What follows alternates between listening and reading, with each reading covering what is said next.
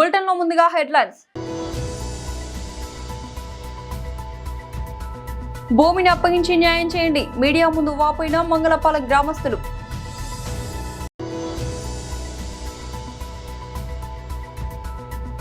మెదక్లో మీడియాతో మాట్లాడిన మాజీ మంత్రి హరీష్ రావు.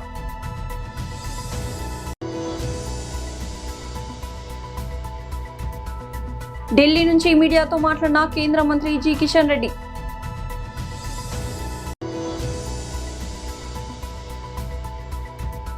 తాడేపల్లిలోని పార్టీ కేంద్ర కార్యాలయంలో నేతలతో వైఎస్ జగన్ సమావేశం.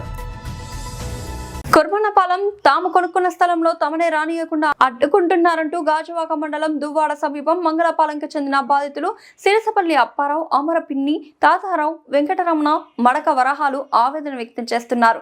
మీడియా సమావేశంలో వారు మాట్లాడుతూ దువ్వాడ రెవెన్యూ సర్వే నెంబర్ 130లో గంట్ల ముసలయ్య అనే వ్యక్తికి సంబంధించిన వారసులు 8 మంది కలిసి బచ్చల నూకాలు అనే వ్యక్తికి జీపీఏ ఇచ్చారని, 2 ఎకరాల్లో లేఅవుట్ వేగా కాకినాడకు చెందిన గోడిరత్నం, సాదే గ్రేస్ జాన్ రత్నంను చెరో 2 ఫ్లాట్ల చొప్పున క్రయం పొందారని చెప్పారు.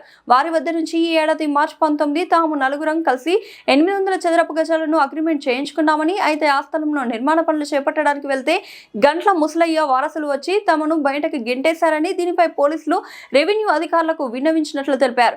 అధికారుల సర్వేలో కూడా తమదే ఆ స్థలం అని స్పష్టంగా తేలినప్పటికీ సదరు వ్యక్తులు తమను ఇబ్బందులకు గురి చేస్తున్నారని, ఈ విషయంలో తమకు న్యాయం జరిగేలా చూడాలని అధికారులకు మీడియా ద్వారా విజ్ఞప్తి చేశారు. మా మంగళపాలెంలో ఎప్పుడు ఇలాంటి రాని మేమే ఆవిడ ఫోన్ చేసి ఎలాంటి హెరాస్మెంట్ రాత్రి 12 గంటలకు ఫోన్ చేస్తుంది ఆవిడ లాయర్ అటు మరి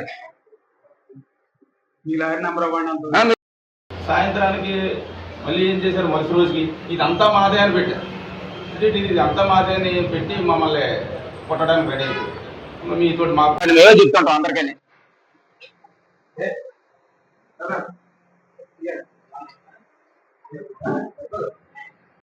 కొనుక్కోమన్నారు, మనం కొన్నాం, ఎంత కొన్నాం, కొన్ని తర్వాత కూడా వచ్చారు.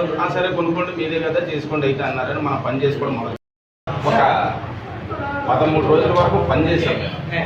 ఇలా ఉండే సైట్ అప్పుడు వేసిన తర్వాత 13 రోజులు పని చేసిన తర్వాత ఈ గంటల ముసలాయి వారసులనే మన దువ్వాడ రాజోగ మండలం దువ్వాడ సర్వే నెంబర్ 136Aలో ఈ లేఅవుట్లో ఒక 4 సైట్లు కొనుక్కున్నాం. 4 సైట్లు చూడండి.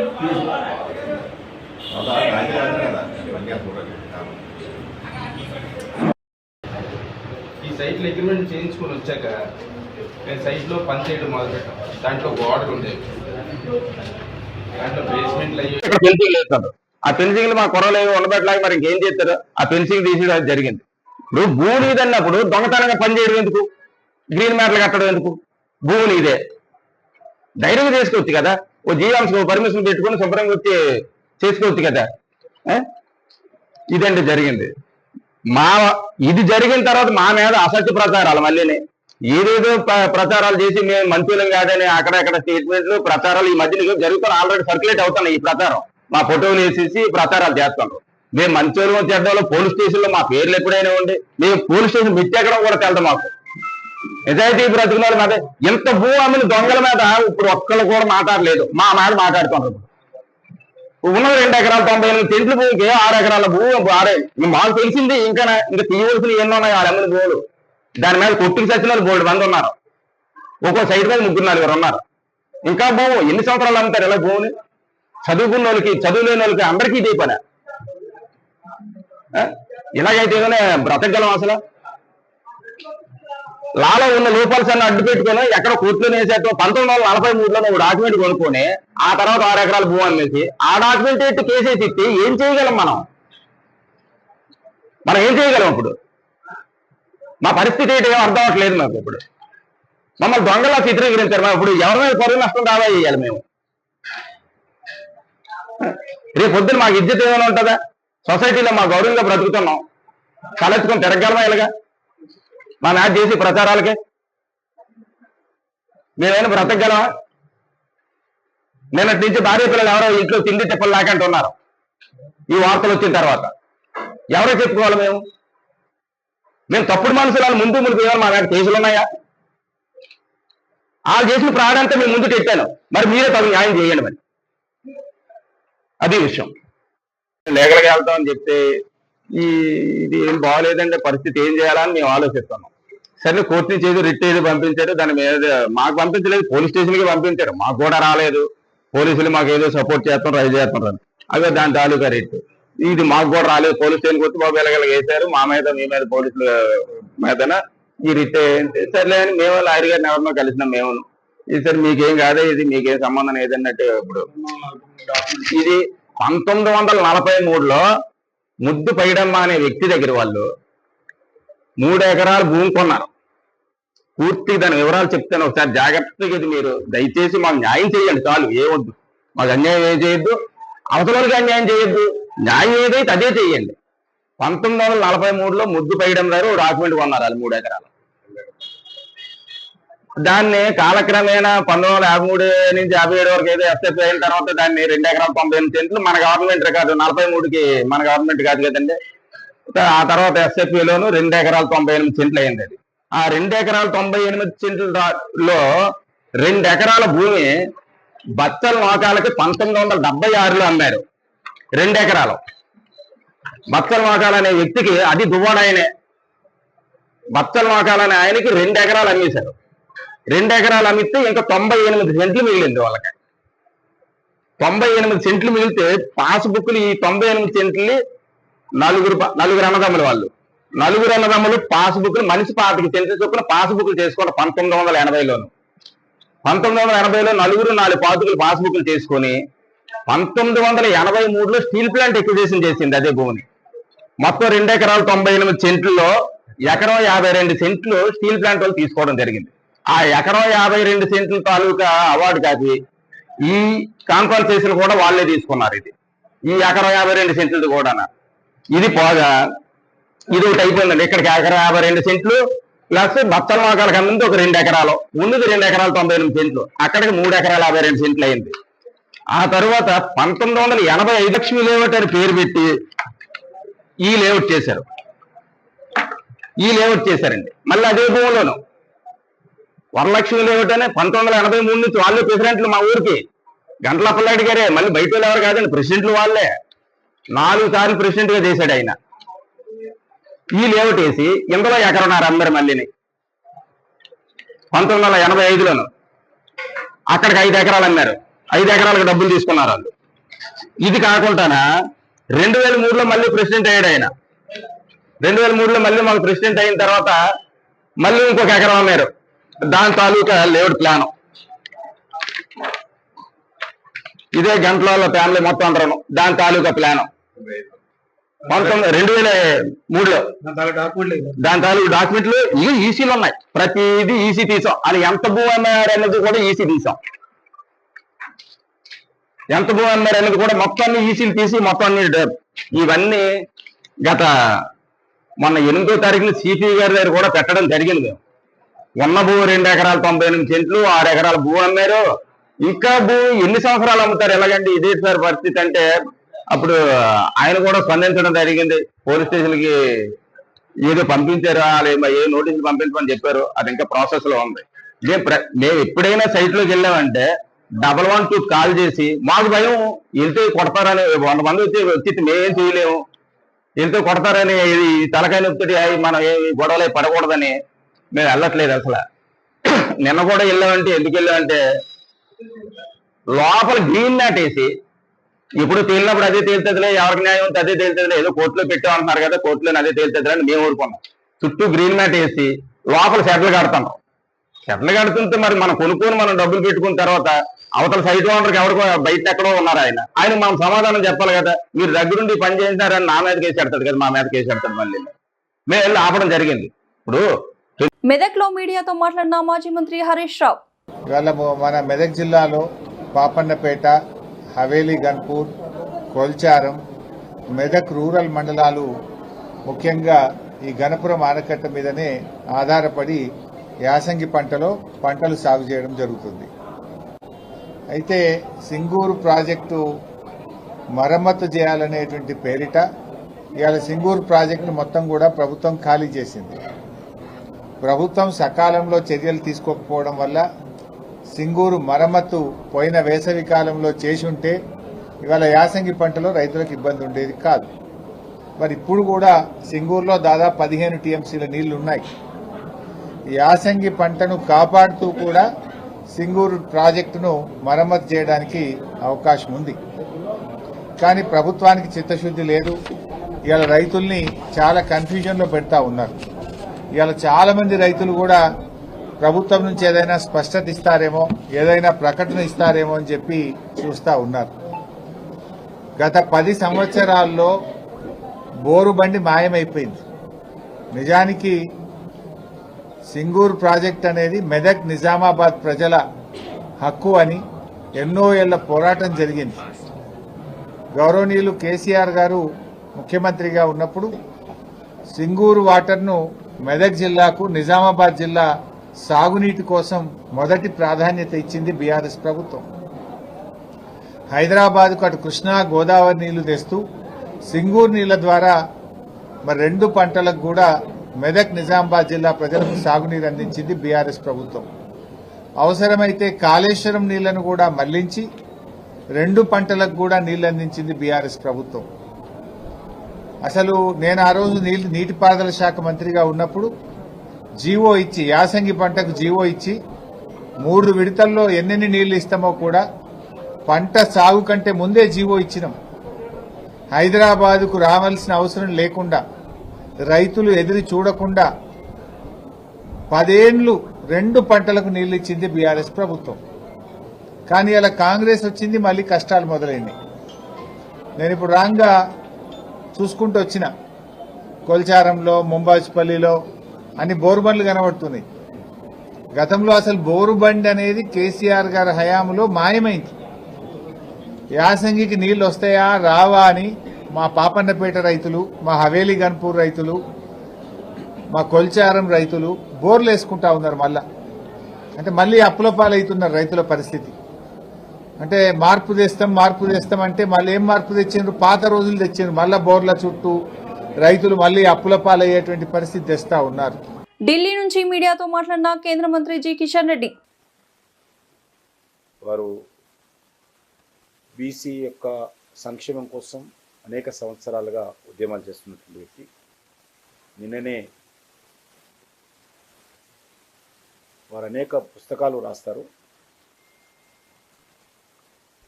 జిఎస్టీ మీద తెలుగు, హిందీ, ఇంగ్లీష్ కలుపుతూ ఒక పుస్తకం రాస్తే ఆర్థిక శాఖ మంత్రి నిర్మలా సీతారామన్ గారు ఆ పుస్తకాన్ని పార్లమెంట్లో ఆవిష్కరించడం. మిత్రులు అందరికీ నమస్కారం. మనకందరికీ తెలుసు, ఈరోజు విద్యుత్ అనేటువంటిది ఒక సాధారణ వ్యక్తి నుంచి మొదలు పెడితే దేశంలో అత్యున్నతమైనటువంటి పరిశ్రమ రంగాన్ని, మరి మనిషి మనుగడ కానీ, వ్యవస్థ మనుగడ కానీ ఈరోజు విద్యుత్ చాలా అవసరం ఏర్పడింది. ప్రజలు ఒకరోజు ఉపవాసమైన ఉంటారు, కానీ విద్యుత్ లేకుండా ఉండే పరిస్థితి ఈరోజు ఆ రకంగా ఏర్పడింది. కాబట్టి విద్యుత్ శక్తి యొక్క ఇంపార్టెన్స్ పెరిగింది. ఇది ఒక ప్రాథమికమైనటువంటి అవసరంగా ఎలక్ట్రిసిటీ మారిన విషయాన్ని సందర్భంగా మనియేస్తున్నాను. దీని కారణంగా దాని డిమాండ్ కూడా మన దేశంలో కాదు, ప్రపంచవ్యాప్తంగా పవర్ డిమాండ్, విద్యుత్ శక్తి డిమాండ్ కూడా రోజు రోజుకు పెరుగుతూ ఉంది. మన చేతిలో ఉన్నటువంటి సెల్ ఫోన్ నుంచి మొదలు పెడితే అన్ని రకాలుగా పవరు ప్రాధాన్యత పెరిగింది. అందుకే ఈ యొక్క పవర్ జనరేషన్ కానీ, పవర్ డిస్ట్రిబ్యూషన్ కానీ మరి సమర్థవంతంగా నిర్వహించాల్సినటువంటి బాధ్యత ఈరోజు ప్రభుత్వాల మీద ఉన్నది. గత 11 సంవత్సరాలుగా నరేంద్ర మోడీ గారి ప్రభుత్వము దీనిపైన దృష్టిని పెట్టి విద్యుత్ ఉత్పత్తి పైన, విద్యుత్ సరఫరా పైన కేంద్ర ప్రభుత్వము తన బాధ్యతను సమర్థవంతంగా నిర్వహిస్తూ ఉంది. ఈరోజు దేశంలో విద్యుత్ ఉత్పత్తిలో 74% బొగ్గు ద్వారా, థర్మల్ విద్యుత్ ద్వారా ఈరోజు విద్యుత్ ఉత్పత్తి చేస్తూ ఉన్నాం.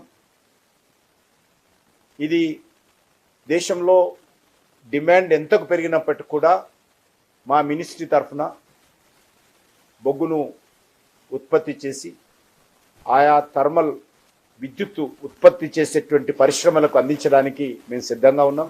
తాడేపల్లిలోని పార్టీ కేంద్ర కార్యాలయంలో నేతలతో వైఎస్ జగన్ సమావేశం. లోవెస్ట్ లెవెల్లో ఉన్న గ్రామ స్థాయిలో ఉన్న క్యాడర్ నిజంగా ఇంత కమిటెడ్గా ఒక ఉద్యమాన్ని మనస వాచ కర్మన దీన్ని ఎట్టి పరిస్థితుల్లోనూ కూడా ఈ ఉద్యమంను, ఈ స్ఫూర్తిని, ప్రజలు ఇక్కడ చెప్పే ఈ గళాన్ని ఖచ్చితంగా వినిపించేట్టుగా చేయాలి. రాష్ట్ర ప్రభుత్వం మెడలు వంచాలి. ఆ నిర్ణయం వెనక్కి తీసుకునేట్టుగా రాష్ట్ర ప్రభుత్వం మీద ఒత్తిడి తీసుకుని రావాలి అని చెప్పి పట్టుదలతో ఇంత గొప్ప ఉద్యమం చేసిన చరిత్ర బహుశా రాష్ట్రంలో ఎప్పుడూ కూడా జరిగి ఉండదు. నిజంగానే అందరికీ కూడా ఇక్కడ నుంచి మొదలు పెడితే గ్రామ స్థాయిలో ఉన్న ప్రతి కార్యకర్త దగ్గర వరకు కూడా ప్రతి ఒక్కరికి కూడా మనస్ఫూర్తిగా కృతజ్ఞతలు, అభినందనలు రెండు కూడా తెలియజేస్తా ఉన్నాను. దాదాపుగా 1,04,11,136 సంతకాలు ప్రతి జిల్లా నుంచి బయలుదేరిన ఈ నెంబరు, మన దగ్గరికి వచ్చిన నెంబరు, ఈరోజు గవర్నర్ గారికి మనం చూపించబోయే ఈ సంతకాలు ఆల్రెడీ బహుశా చూపించే కార్యక్రమం బహుశా మొదలై ఉంటుంది. ఆల్రెడీ బండ్లను మనం ఫ్లాగ్ ఆఫ్ చేసినాము. ఆ బండ్లన్నీ గవర్నర్ గారి ప్రెమిసెస్కు ఆల్రెడీ చేరాయి. అక్కడ గవర్నర్ గారి సిబ్బంది ఆ సంతకాలు పెట్టిన వ్యాన్స్ను అంతా కూడా వాళ్ళు చూస్తూ ఉండింటారు. బహుశా 1,04,11,136 సంతకాల 1,04,11,136 సంతకాలు చేసిన పత్రాలు ఈరోజు నిజంగా ఇదొక ఘటం, చరిత్రలో నిలిచిపోయే ఒక ఘటం. ఈరోజు నిజంగా చంద్రబాబు నాయుడు గారు తన ఈ మధ్యకాలంలోనే మొన్ననే కలెక్టర్ల సదస్సు జరుగుతూ ఉన్నప్పుడు తన నోట్లో నుంచి వచ్చిన కొన్ని మాటలు ఆశ్చర్యం కలిగించాయి. ప్రజల్లో గ్రాఫ్ చాలా పడిపోతూ ఉంది, దానికి కారణం కలెక్టర్ల పనితీరు సరిగ్గా లేదు అని చెప్పే పరిస్థితిలో చెప్తా ఉన్నాడు. పొద్దున పేపర్ చదివితే అయ్యో అని మొత్తుకున్నట్టు. కలెక్టర్ల గ్రాఫ్ బాగలేక కాదు స్వామి, నీ గ్రాఫ్ బాగలేక పడిపోతా ఉంది, నీది అనేది నీకు అర్థం కావడంలా. నీ హయాంలో నువ్వు వచ్చిన తర్వాత ప్రజలకు ఏదైనా మంచి జరిగిందా అని అంటే ఒకటే మంచి జరగల. చంద్రబాబు నాయుడు గారు ఈ 18 నెలల కాలంలో, దాదాపు 18 నెలలే ఉంది, ఈ బడ్జెట్ వస్తే మూడో బడ్జెట్ ప్రవేశపెడతా ఉన్నాడు. ఈ మార్చిలో తాను ప్రవేశపెట్టబోయేది 3వ బడ్జెట్. అంటే మొత్తం 5 బడ్జెట్లు ప్రవేశపెట్టే అవకాశం ఈ ముఖ్యమంత్రికైనా ఉంటుంది. అలాంటిది 3వ బడ్జెట్ ప్రవేశపెడతా ఉన్నాడు ఈ మార్చిలో. అంటే 2 బడ్జెట్లు అయిపోయినాయి, అంటే 2 సంవత్సరాలు అయిపోయినాయి. ఈ మార్చి వచ్చేసరికి 3వ బడ్జెట్ కూడా ప్రవేశపెడతా ఉన్నాడు. తమిళనాడు రాజకీయాల్లో వేడి రాజుకుంది. నటుడు, రాజకీయ నాయకుడు విజయ్ అధికార డిఎంకే ప్రభుత్వంపై తీవ్ర స్థాయిలో విరుచుకుపడ్డారు. డిఎంకే ఒక దుష్ట శక్తి అని, తన తమిళగ వెట్రి కలగం టీవీకి స్వచ్ఛమైన శక్తి అని వ్యాఖ్యానించారు. ఈరోడ్ జిల్లాలో ఈ రోజు నిర్వహించిన భారీ బహిరంగ సభలో ఆయన ప్రసంగించారు. గత సెప్టెంబర్ 27న కరూర్ సభలో జరిగిన తొక్కిసలాటలో 41 మంది మరణించిన తర్వాత తమిళనాడులో విజయ్ నిర్వహించిన తొలి భారీ బహిరంగ సభ ఇది. నేను మళ్ళీ చెప్తున్నా, డిఎంకే ఒక దుష్ట శక్తి, టీవీకే స్వచ్ఛమైన శక్తి. ఈ పోరాటం ఈ రెండింటి మధ్య జరుగుతుంది అని విజయ్ తన ప్రసంగంలో స్పష్టం చేశారు. శాంతి భద్రతలు, నీట్ పరీక్ష మినహాయింపు వంటి అంశాలపై స్టాలిన్ సర్కార్ను లక్ష్యంగా చేసుకున్నారు. డిఎంకేకు సమస్యలకు ఫెవికాల్తో అంటించినంత సంబంధం ఉంది, వాటిని వేరు చేయలేమంటూ ఎద్దేవా చేశారు. సభ ముగిశాక ప్రజలందరూ సురక్షితంగా ఇళ్లకు వెళ్లాలని ఆయన విజ్ఞప్తి చేశారు. ఈ సభకు రాజకీయంగానూ ప్రాధాన్యత ఏర్పడింది. ఇటీవల అన్నా డిఎంకే నుంచి బహిష్కరణకు గురై టీవీకేలో చేరిన సీనియర్ నేత, ఎన్నికల వ్యూహకర్త కేఏ సెంగొట్టోయన్ సొంత ప్రాంతమైన విజయమంగళం సమీపంలో ఈ సభను నిర్వహించడం గమనార్హం. ద్రావిడ ఉద్యమాల కుదువలమైన పట్టున్న పశ్చిమ తమిళనాడులో తన ఉనికిని చాటుకునేందుకు విజయ్ ఈ ప్రాంతాన్ని ఎంచుకున్నట్లు విశ్లేషకులు భావిస్తున్నారు. కరూరు విషాదం పునరావృతం కాకుండా ఈ సభకు పోలీసులు కనివిని ఎరుగని రీతిలో భద్రతా ఏర్పాట్లు చేశారు. సుమారు 35,000 మంది హాజరవుతారని అంచనా వేసి 1,300 మందికి పైగా పోలీసులను మోహరించారు. సభ ప్రాంగణాన్ని 72 బాక్సులుగా విభజించి ఒక్కో బాక్స్ లో 500 మంది మించి ఉండకుండా చర్యలు తీసుకున్నారు. గర్భిణీలు, చిన్నపిల్లలతో వచ్చే వారికి అనుమతి నిరాకరించారు. రాజేంద్ర నగర్, మణికొండ, చిత్రపురి కాలనీలో ఘనంగా క్రిస్మస్ వేడుకలు నిర్వహించారు. మరియు నూతనంగా ఎన్నికైన Jubilee hills MLA Naveen Yadav ను సన్మానించారు. వేడుకలు పాల్గొన్న ప్రకాష్ గౌడ్ నవీన్ యాదవ్ ను ఉద్దేశించి మాట్లాడారు. అతి చిన్న వయసులో ఎమ్మెల్యే అయిన నవీన్ యాదవ్ ను ముందు నీకు ఎంతో భవిష్యత్తు ఉంది. మీ నాన్నగారైన చిన్న శ్రీశైలం యాదవ్ పేరు నిలబెట్టాలని, ముందు మరింత పేరు తెచ్చుకొని ఉన్నత శిఖరానికి చేరుకోవాలని ఆశీర్వదిస్తూ నవీన్ యాదవ్ భుజం తట్టారు. చిత్రపురి కాలంలో గారు వాళ్ళ ఆధారంలో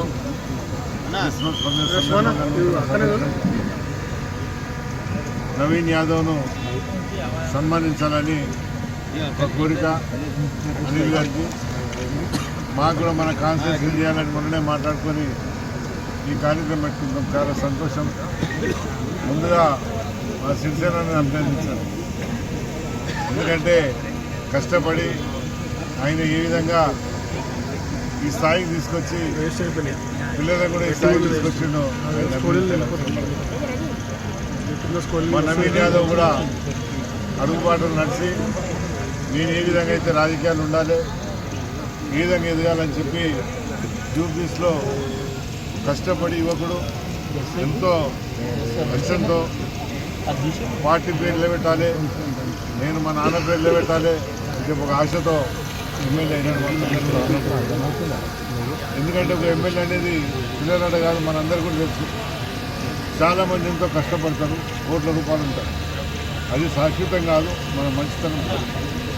నవీన్ యాదవ్ ఇలా శ్రీశైలం అడుగుబాటులు నడుస్తూ ఆయన ఏదైతే. బులెటిన్ ముగించే ముందు హెడ్లైన్స్ మరొకసారి.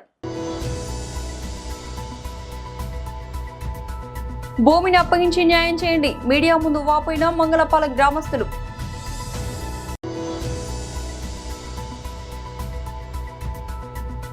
మెదక్లో మీడియాతో మాట్లాడిన మాజీ మంత్రి హరీష్ రావు.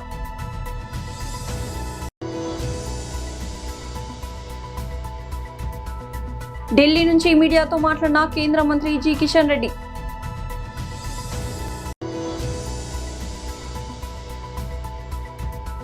తాడేపల్లిలోని పార్టీ కేంద్ర కార్యాలయంలో నేతలతో వైఎస్ జగన్ సమావేశం.